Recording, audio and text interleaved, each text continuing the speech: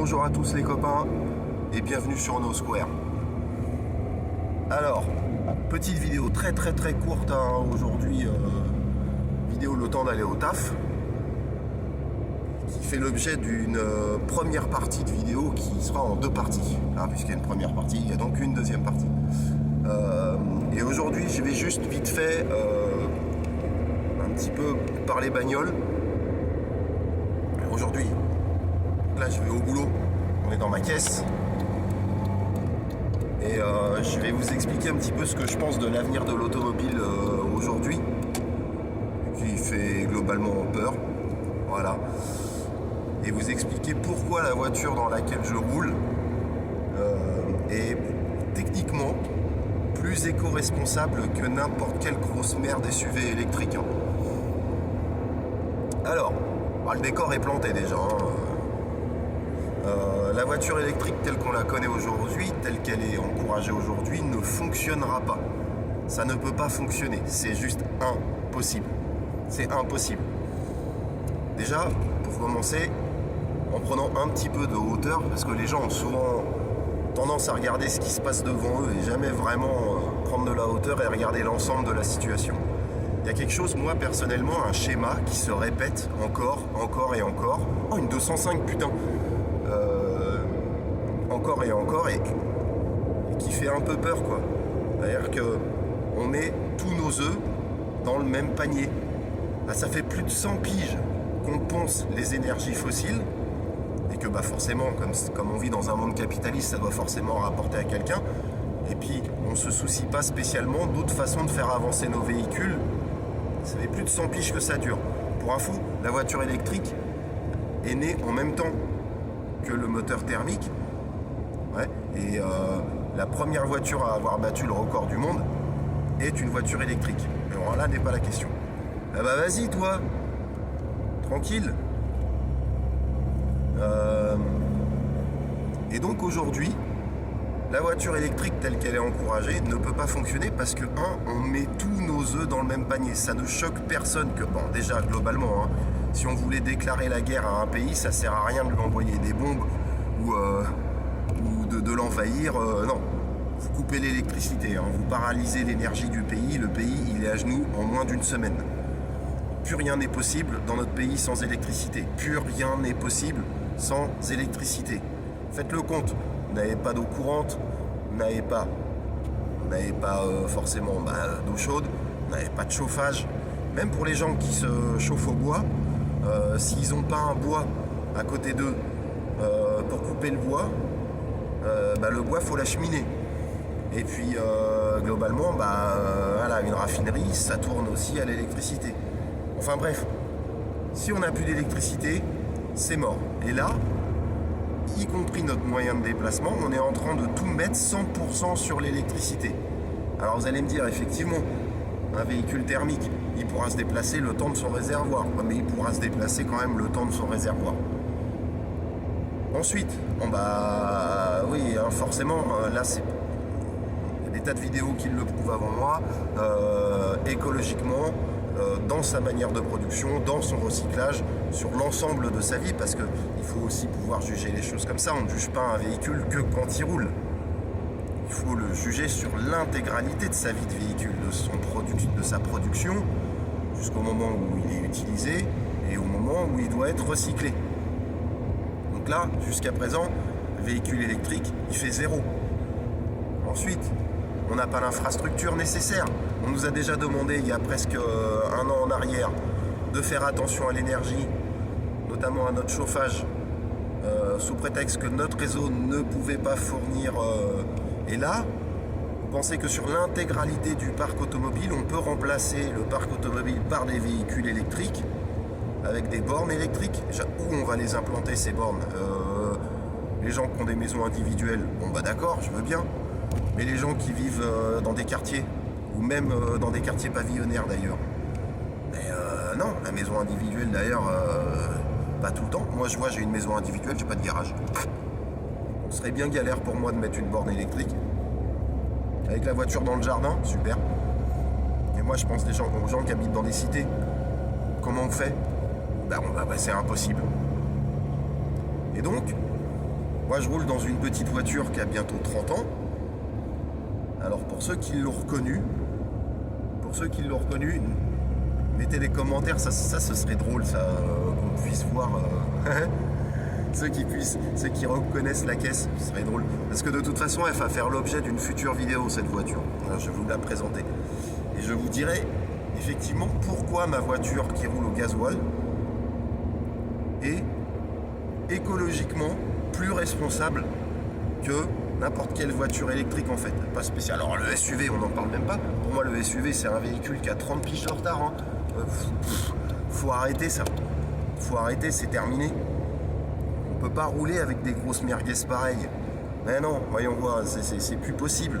C'est plus possible, c'était possible dans une époque où on était dans l'abondance, où nos voitures consommaient du 20 litres au 100. On roulait avec où les Américains roulaient avec des monstres énormes. Mais oui, non, c'est terminé ça, c'est fini. Le SUV, c'est une voiture qui a raté son créneau complètement. Et ce, malgré ce qu'on essaye de nous vendre. C'est une voiture qui a raté son créneau. Si le véhicule électrique a un avenir aujourd'hui, déjà, il faudrait trouver le moyen. Mais il n'y a même pas besoin de trouver le moyen, on le connaît le moyen. C'est ça qui m'énerve. C'est toujours que ça rapporte à quelqu'un. En réalité, les gros industriels et puis les gros portefeuilles, ils s'en branlent de la planète. Hein. Ils s'en foutent complètement. Hein. Tant que ça leur rapporte, c'est parfait. Si demain la piste de chameau devait être taxée à hauteur du gasoil, eh ben, on encouragerait tout le monde à rouler à la piste de chameau. Hein. Voilà. Ah, un capture, bah ça c'est une belle merguez ça, putain. Ah la vache, ah, le capture. Enfin bref.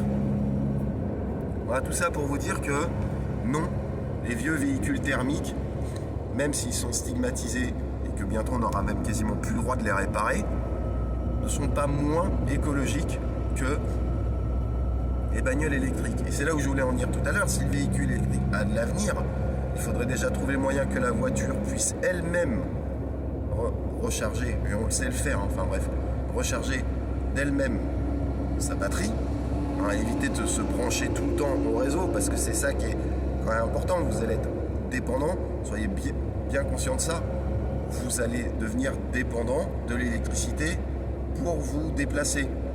Je sais déjà le cas avec quand vous allez faire de l'essence, si vous n'avez plus d'électricité, la pompe à essence ne fonctionne plus.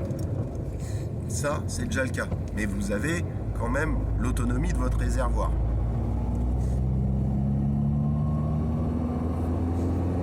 Ça roule pas bien aujourd'hui, hein.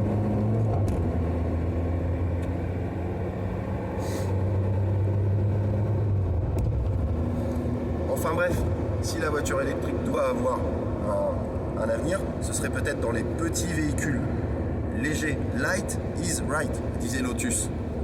Et ça, les gens, ils l'ont toujours pas compris. Hein. Aujourd'hui, les bagnoles font au minimum 1,5 tonne, 1,6 tonne, c'est une honte. C'est une honte. Mais dans des petits véhicules légers, par exemple, bon voilà, moi j'ai bossé dans le secteur de l'automobile, la Spring n'était pas la Dacia Spring n'était pas une mauvaise initiative en fait. La Zoé, mais la Zoé, voilà, la Zoé elle coûte 3 fois le prix du Spring. Et la Spring, par exemple, n'était pas une mauvaise initiative. Et pour le coup, elle sera quasiment plus produite. Pourquoi ? Parce qu'elle n'est pas fabriquée en France. Et ça, c'est une blague. C'est pas qu'elle ne sera plus produite, c'est que l'État coupe les subventions pour la Spring parce qu'elle n'est pas fabriquée en France. Mais ça, c'est une grosse blague. Parce qu'on a là une petite voiture, certes, qui n'a pas beaucoup d'autonomie, mais très pratique pour des déplacements extra-urbains, urbains. Les petits déplacements, elle fait largement le taf, voilà, et puis finalement, ça reste un véhicule électrique, donc pollueur, mais de par sa taille compacte, de par ses périphériques compacts, elle est moins consommatrice quand même qu'un gros SUV de 2 tonnes, voilà.